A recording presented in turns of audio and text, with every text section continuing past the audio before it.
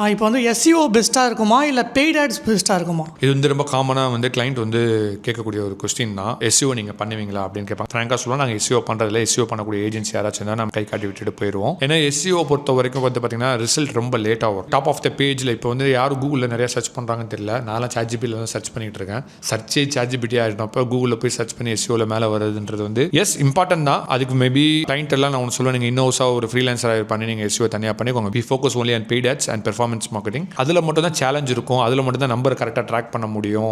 இன்ஸ்டண்ட்டாக கிளைண்ட்டை பொறுத்த வரைக்கும் இண்டஸ்ட்ரியில் வந்து நம்ம சர்வே ஆகணும், இண்டஸ்ட்ரியில் வந்து நம்ம பேசப்படணும் அப்படின்னா ரிசல்ட் வந்து ரொம்ப ஃபாஸ்ட்டாக கொண்டு வரணும். எஸ்இஓ ஒருத்தர் இருக்காரு, பெர்ஃபார்மன்ஸ் மார்க்கெட் ஒருத்தர் இருக்காரு அப்படின்னா ஒரு ஹைப்போதெட்டிக்கலான ஒரு சிச்சுவேஷன், நம்ம யாரோ ஒருத்தர் ஃபயர் பண்ணோம்னா ஃபஸ்ட்டு எஸ்இஓ பீப்புளை தான் ஃபயர் பண்ணுவாங்க. ஏன்னா பெர்ஃபார்மன்ஸ் மார்க்கெட் வந்து ரொம்ப இம்பார்ட்டன்ட். ஸோ இந்த இதுலேயே நீங்கள் கணிச்சிக்கலாம் ஏன் பெர்ஃபார்மன்ஸ் மார்க்கெட்டிங் வந்து ரொம்ப இம்பார்ட்டன்ட்.